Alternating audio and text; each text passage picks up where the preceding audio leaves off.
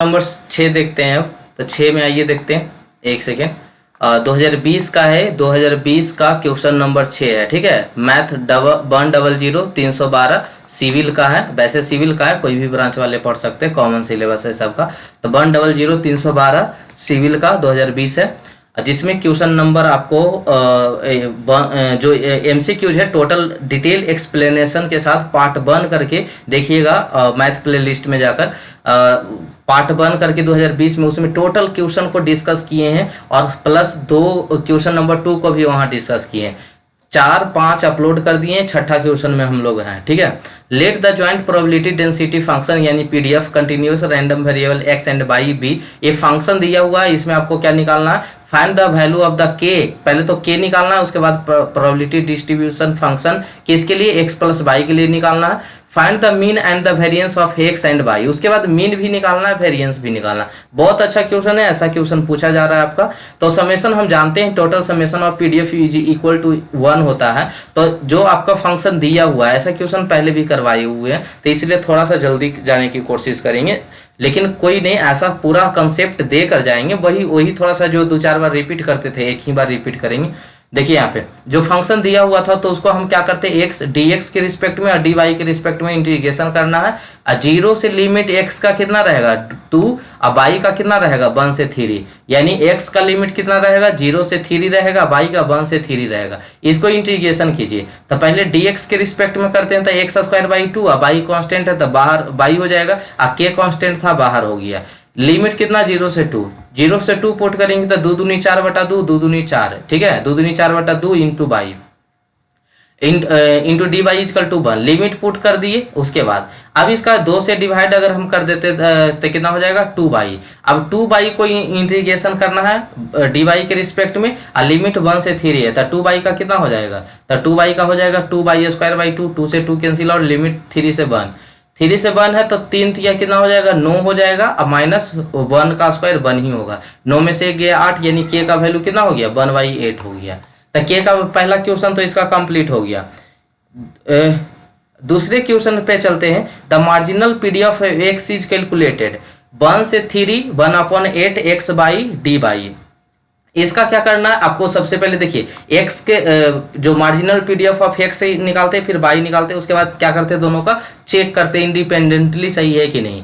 तो इसका जो अगर हम x के लिए निकालना चाह रहे हैं फंक्शन ऑफ x, तो उसका कितना हो जाएगा 1/8 xy जो फंक्शन, क्योंकि k का वैल्यू अब हमको फाइंड आउट हो गया, तो k की जगह रख देंगे 1/8 xy, और dy के रिस्पेक्ट में करेंगे तब ना हमको x में फंक्शन आएगा। तो dy के रिस्पेक्ट में करेंगे तो कितना हो जाएगा y का y² 2 हो जाएगा, और लिमिट इसका कितना था y वाला 1 से 3 था, तो 1 से 3 पुट करेंगे तो कितना हो जाएगा 3 का होगा 3 3 9 और बटा 2, 1 पुट करेंगे तो 1/2, यानी किस में फंक्शन आ गया 9x बटा 2 माइनस x/2, यानी 9 में से 1 गया 8/2, तो 8 से 8 कैंसिल आउट हो जाएगा कितना x/2। कैलकुलेशन तो आप कर लेंगे, उसमें कोई दिक्कत नहीं है। उसी तरह से y के लिए निकालेंगे तो कितना आ जाएगा y/4 आ जाएगा। आप दोनों को चेक कर लेते कि इंडिपेंडेंटली सही आया कि नहीं आया।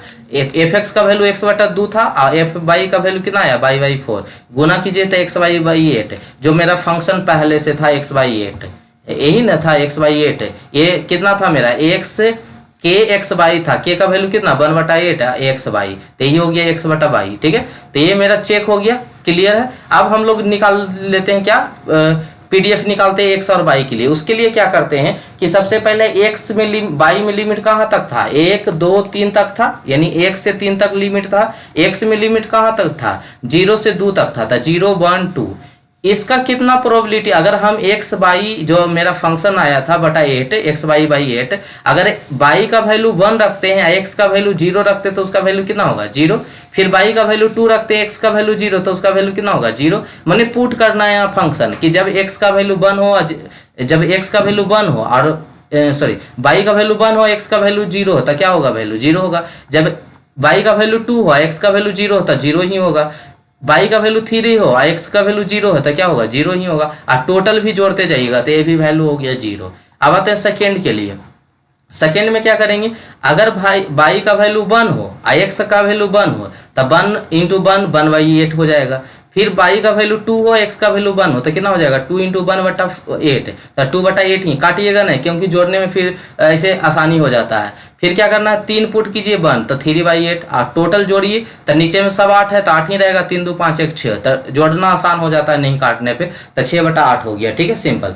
उसी तरह से सबको पुट कर लीजिए। ठीक है, फिर 2 पुट कीजिए, इधर बाई का वैल्यू 1 पुट कीजिएगा, एक्स का वैल्यू 2 तो 2/8, बाई का वैल्यू 2 और 2 तो 4/8, 3 इंटू 2 तो 6/8, और टोटल जोड़िएगा तो 12/8। उसी तरह से हॉरिजेंटली जोड़ लिए, अब वर्टिकली भी जोड़ लीजिए।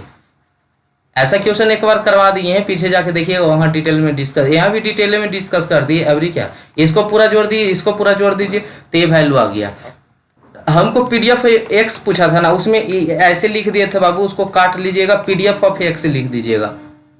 तो टोटल पीडीएफ ऑफ एक्स को जोड़ेंगे तो कितना हो जाएगा, तो टोटल एक्स हॉरिजेंटल वाला का टोटल जोड़िए, तो हॉरिजेंटल वाला कितना है, एक्स वाला में पूछ रहा है ना, तो एक्स वाला में जोड़ेंगे। तो कैसे जोड़ेंगे, 0 into 0 plus 6/8 into 1 plus 12/8 into 2, सबको जोड़ दीजिए। तो 0 इंटू 0, 1 इंटू 6/8, 2 इंटू 12/8, टोटल जोड़िएगा तो कितना हो जाएगा 15/4।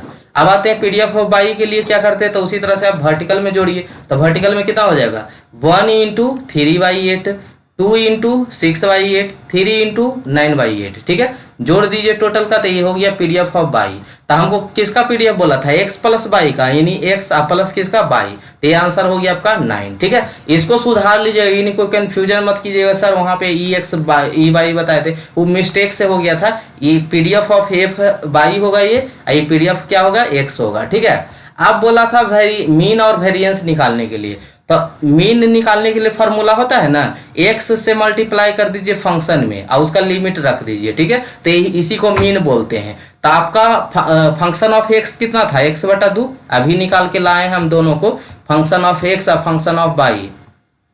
फंक्शन ऑफ एक्स कितना आया हुआ है, देखिए यहाँ पे, यहीं पे निकाले थे ना, फंक्शन ऑफ एक्स कितना है, देखिए फंक्शन ऑफ एक्स यही तो x/2 था, फंक्शन ऑफ बाई कितना था, बाई/4 था, एक ही निकाल लें। फंक्शन क्या है, फंक्शन ऑफ बाई है, फंक्शन ऑफ बाई का वैल्यू बाई/4 है, और फंक्शन ऑफ एक्स का वैल्यू कितना है, x/2 है। ठीक है, तो चलिए इसी को देखिए अब, तो ये कहाँ गया, x, function of x, x का वैल्यू कितना, x/2, इसका इंटीग्रेशन कीजिए, लिमिट पुट कीजिए 0 से 2, तो कितना हो जाएगा 8/6, ए हो गया ई एक्स, ये ही हो गया आपका मीन, एक्स का मीन हो गया, क्योंकि मीन और वेरिएंस दोनों पूछा है। तो उसी तरह से बाई में मीन निकाल लेते हैं, तो बाई में निकालने के लिए बाई से मल्टीप्लाई कर देंगे फंक्शन में, तो बाई इंटू बाई/4 हो गया, इसका लिमिट पुट कीजिए 26/12, यानी मीन ऑफ बाई निकल गया। वेरिएंस के लिए क्या करते हैं, तो ई एक्स स्क्वायर को हम लोग क्या बोलते हैं, वेरिएंस बोलते हैं, मतलब ई एक्स स्क्वायर माइनस ई एक्स का होल स्क्वायर, इसी को क्या बोलते हैं, वेरिएंस बोलते हैं ना। तो हमको ई एक्स स्क्वायर निकालना पड़ेगा, ई एक्स स्क्वायर निकालने के लिए कितना से मल्टीप्लाई कर देते हैं, फंक्शन में एक्स स्क्वायर से मल्टीप्लाई कर देते हैं। तो फंक्शन में मल्टीप्लाई किए तो एक्स के पावर 4, इसको इंटीग्रेशन करने के बाद एक्स क्यू हो जाएगा, तो एक्स क्यू का क्या होगा, एक्स के पावर 4, और नीचे में 4 से गुना होगा, 4 दूनी 8, लिमिट पुट कीजिए 2 आ गया। उसी तरह से बाई में निकालेंगे तो बाई का वैल्यू कितना आ जाएगा, 5 आ जाएगा। अब क्या करना है, वेरिएंस के लिए फॉर्मूला लगा देना है, तो ई एक्स स्क्वायर माइनस ई एक्स का होल स्क्वायर, वैल्यू पुट कीजिए, आंसर आ जाएगा। ई एक्स स्क्वायर का वैल्यू, ई एक्स का वैल्यू कितना आया था, तो ई एक्स का वैल्यू आया था यहाँ पे 8/6 है, ई एक्स स्क्वायर का वैल्यू आया था 2, तो ये पुट कर देंगे 2 माइनस 8/6 का होल स्क्वायर, यानी 8/36। उसी तरह से समेशन ऑफ, मतलब sorry, mean of by square minus जो आपका मीन आया था उसका होल स्क्वायर। ठीक है, 5 माइनस 26/12 का होल स्क्वायर, ये आ गया आंसर। ठीक है, तो ये हो गया आपका question number 6 complete. I hope अच्छा लगा होगा, समझ में भी आया होगा। ठीक है, एक बार देख लेंगे अच्छे से, 1-2 बार देख लेंगे, ऐसा क्वेश्चन आ सकता है। अब आते हैं क्वेश्चन नंबर 7 पे।